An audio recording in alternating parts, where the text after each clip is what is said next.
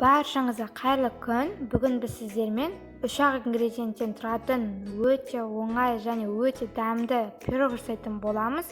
Бұл пирогтың құрамына көп ештеңе кетпейді, бірақ бұл пирог өте дәмді және влажный болып шығады. Міндетті түрде бұл пирогтың жасап және дәмін татып көріңіздер. Ал біз видеомызды бастаймыз.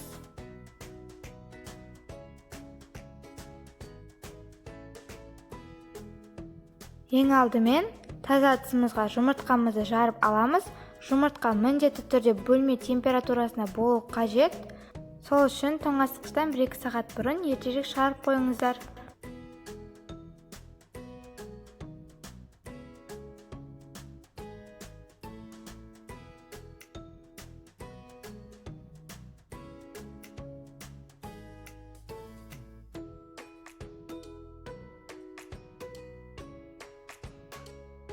Жұмыртқамызды жарып болғаннан соң, оның үстіне қантымызды салып, оны жақсылап аппақ болып көпіргенге шейін миксерлейміз.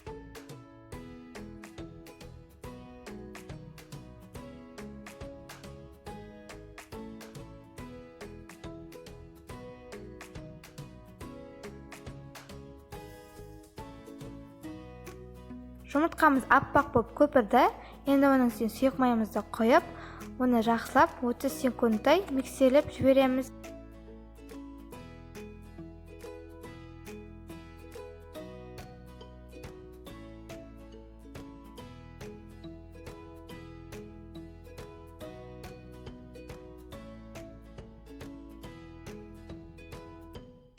Және де електен өткізілген ұнымызға қопсытқыш немесе ас содасын салып, оны қасықпен араластырып жібереміз.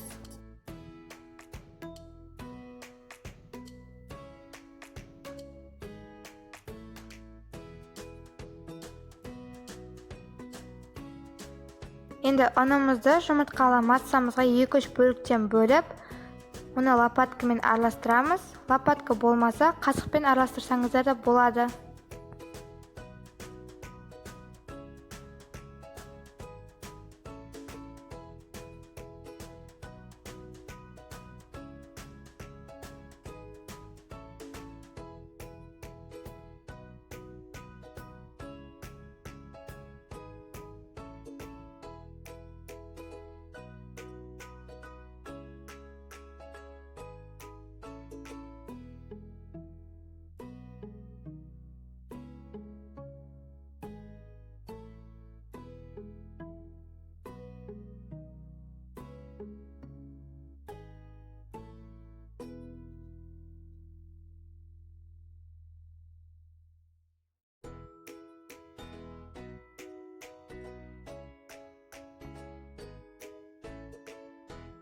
Енді бұны табамызға құятын боламыз. Менің табам 28 диаметрлік, 24-22 диаметрлік табаларда ала берсеңіз болады. Және мен табамның астын және шеттерін май жағып шықтым. Пергамент төсесеңіздер де болады.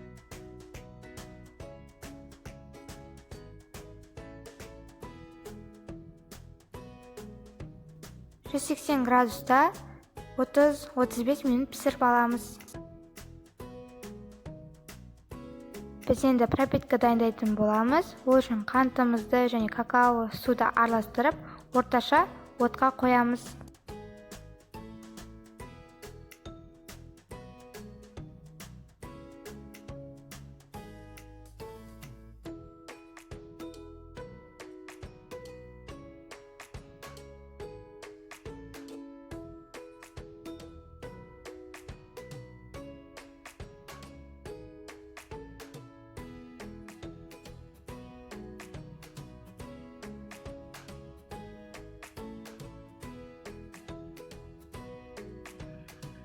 Қайнап жатқанда оның үстіне майымызды салып, майымыз ерігенге шейін ұстап және ерігеннен кейін оттан түсіреміз.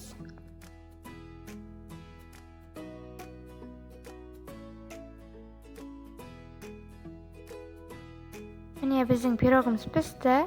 Мен оны суыттым және шпажкамен немесе спичкамен осылай тесіп шығамыз.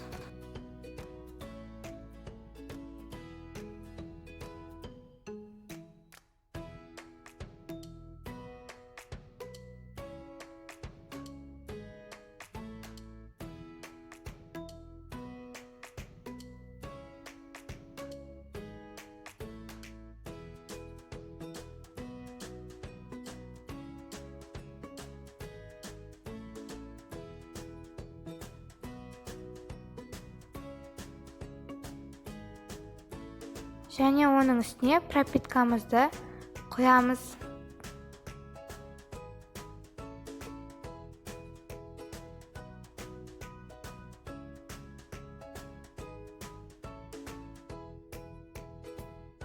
Пропиткамды құйып шықтым, және мен оның үстіне кокосовый стружканы сеуіп шықтым.